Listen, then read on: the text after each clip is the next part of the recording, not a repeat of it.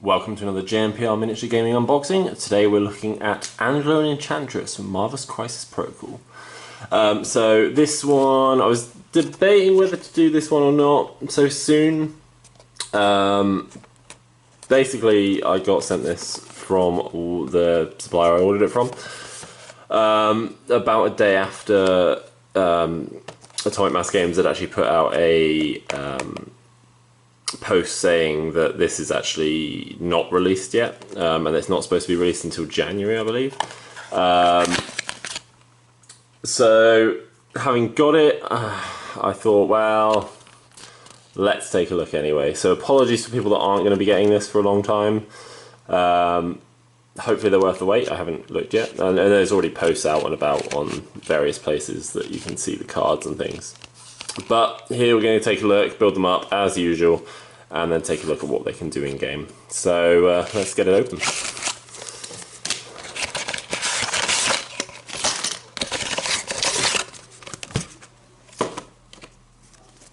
So first up, we have got our build sheet. So it looks like Angela's head's in 4 pieces, always fun. Oh, wait, the rest of it's on the other side. There we go. Those tassels look like they're going to be fun. That's like a fairly small piece there. Okay, like quite a few parts on Angela there by the looks of it. At least 16. Enchantress. 12 pieces by the looks of it. Nothing too crazy. Have a look at the sprues.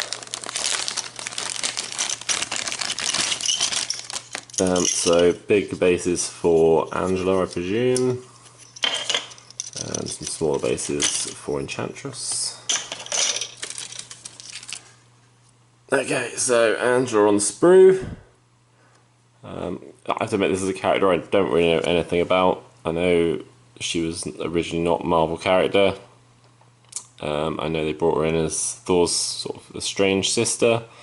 I've only seen her in a few comic book panels, to be fair. I've never really paid too much attention to her as a character, but I'm told she's pretty cool. Big fan of whatever that sort of bow / glaive looks like. That looks pretty awesome. And the Enchantress sprue.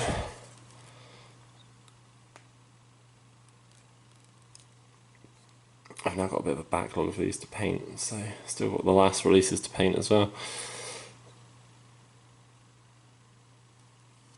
That fire effect's pretty cool. Very similar feel in the miniature to Hela, to be fair, especially with colours as well. So both wear a lot of green. So that's the sprues, that's the instructions. We've got some cards, we'll take a look at those in a minute. First we're going to build these up and we're back in a moment.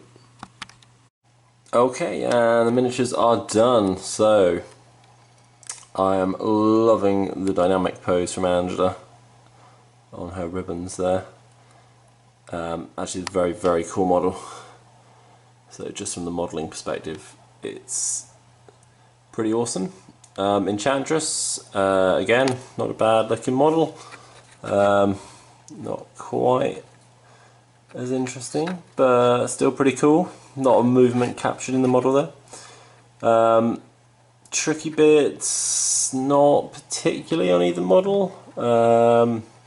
Angela's head was 4 pieces, so the wings on her helmet were separate, the hair was a separate piece. Enchantress had 2 pieces on the head, just the front and the hair. Her chest piece was like 3 pieces, so she had the bottom part of the front, the back, and then the top part of the front was a separate piece, which seemed unnecessary, but it's fine. Other than that, nothing too complicated with the build itself. Quite a few pieces, but nothing that didn't go together really well. It was the ribbons, you just got to make sure are positioned the right way around to fit onto the stone.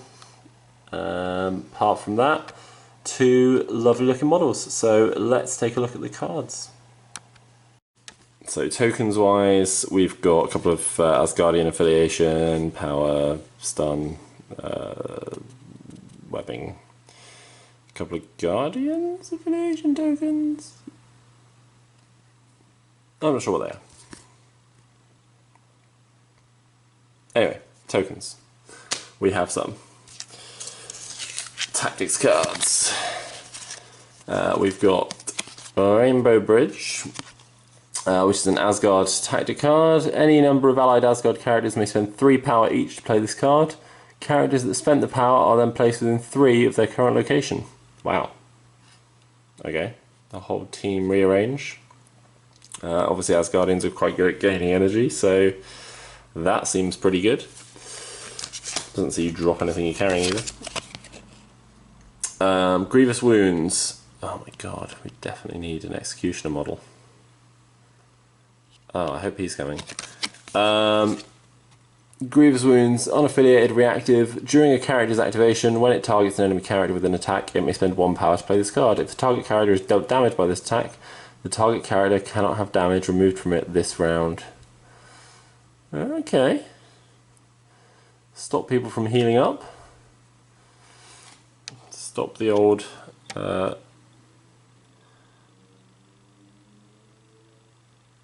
it's almost like anti-Wong. Interesting that this comes out after they've introduced sort of a healing character into the game. Almost like they planned it. Loyable Misfit. Nope, sorry, Lovable Misfits. No, I shouldn't read through the camera. Guardians of the Galaxy. Any number of allied Guardians of the Galaxy characters may spend 1 power each to play this card. Each character that played this card rolls 1 die. If they roll a crit or wild, they may immediately either make an attack with a cost of 0 or gain 2 power. If they roll a hit, enemy characters within 3 of this character holding or contesting an objective suffer a wound. If they roll a defense or a blank, they may immediately advance small, and if they roll a skull, the character and all characters within 2 gain the stun special condition.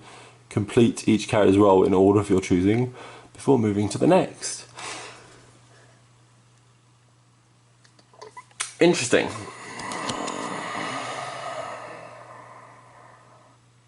Probably quite a fun card to play, and some of the effects are pretty good.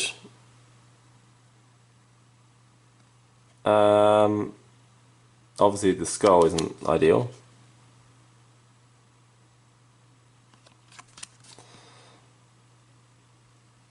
Yeah, if I played Guardians, I'd play this card. Why not? It seems fun. You gain something off every roll, so it's not like you lose anything. Just the stun isn't great. But... Right, so cards. Let's take a look at Enchantress first. Enchantress. She has health of 6, movement medium, height 2, 4 threat, 2 physical defense, 2 energy defense, 5 mental defense though. So not the toughest of characters defense-wise, apart from mental. Spurn Defection, Beam 3, 5 strength, 0 power. After this attack is resolved, this character gains 1 power. Sap Power, before damage is dealt, the target character loses 1 power for each wild in the attack roll, and this character gains that amount of power. Okay, so she can gain more power from it, but it requires will sapping. Enthrall, 3 range, 7 dice, 3 power. 1 wild is a slow, 2 wilds is a stun, 3 wilds is a stagger. I assume that stacks, but not entirely sure. Maybe it doesn't stack, maybe just activate whichever one you want. Special powers. Mora's Kiss. 3 power. Choose an enemy character within 1 of this character, move 1 asset or civilian token the chosen character is holding to this character.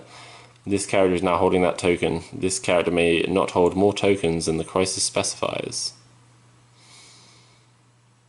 That seems good. Hell Hath No Fury. Choose an interactive terrain feature of size 2 or less within 3 and throw it medium. Superpower can only be used once per turn. Siren's Call. Choose an enemy character within 3 and advance that character small. A character can be made to advance by the superpower only once per turn. 2 power for that one. During the power phase gains, oh, I said yeah, just as Guardian. Enchanting. When an enemy character targets this character with an attack, it may use its mental defense regardless of the attack's type unless the attacking character pays 2 extra power. Oh, that's why she's a bit fragile. Because she just trolls you with her mental defenses.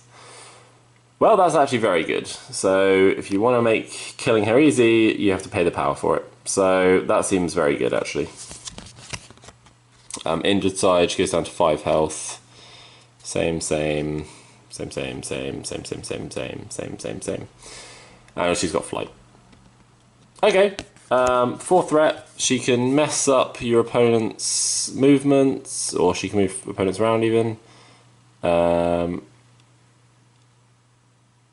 throw is not great for 3 power. 3 power, size 2 or less. Meh.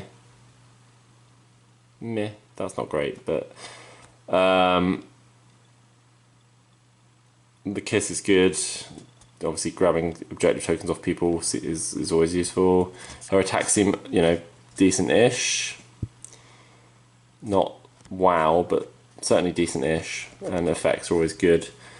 And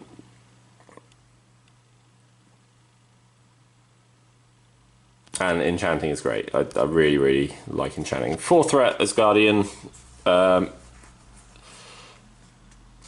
Nowhere near the power level of Valkyrie in terms of damage output, but she does mess with people.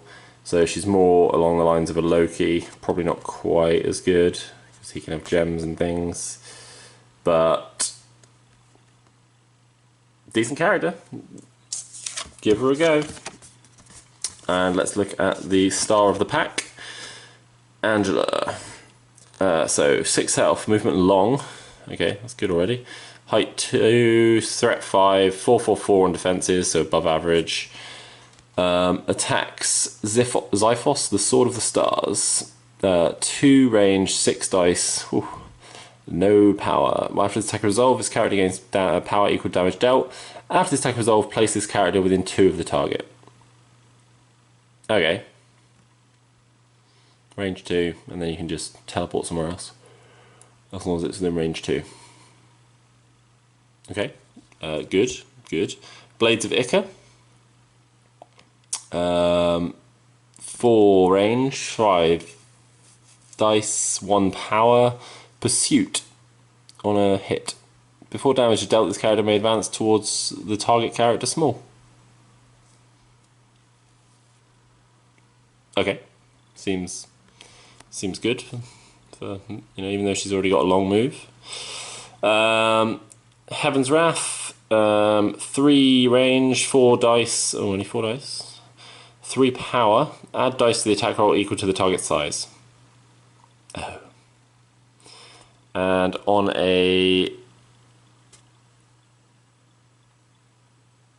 2 crits and a wild.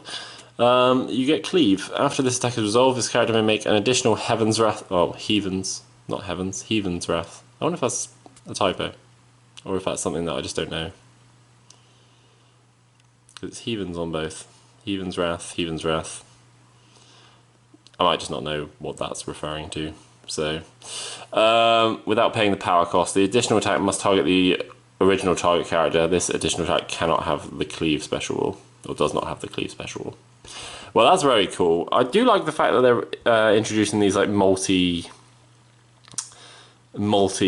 dice reactions. I was wondering how they were going to sort of keep things fresh and not feeling the same, and having sort of specific dice rolls on characters seems pretty cool.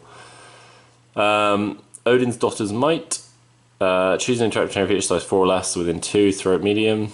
2 power. See, it's way better than Enchantress's throw. 3 power for a size 2. Yeah, she throws it further, but meh.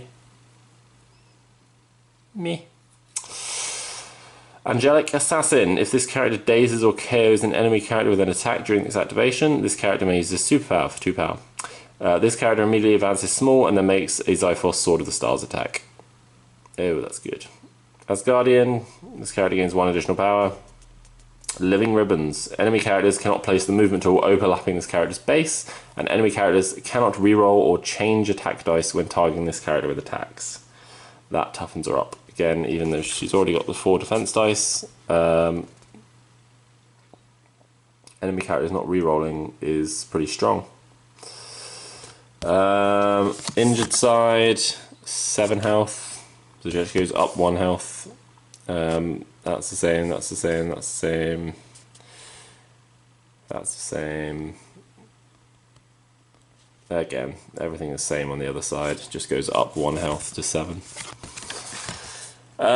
Yeah, seems to be a solid 5 threat character. She's a difficult one to predict, actually. Heathen's Wrath, I'm just going to call it Heathen's Wrath now because I'm pretty sure that's probably correct. It's just, I'm not sure what it's referring to.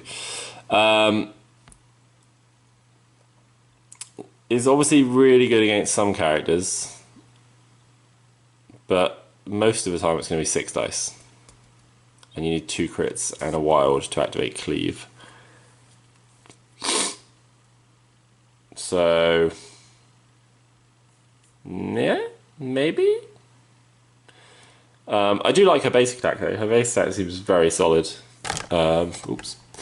So, we'll see. Get her in some games, see what she can produce, and we'll take it from there. So, thanks for watching again, guys. Again, sorry if you're in a part of the world that you're not going to get all these models for a little while.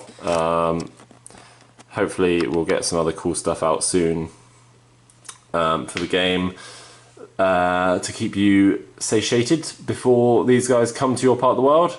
And thanks for watching.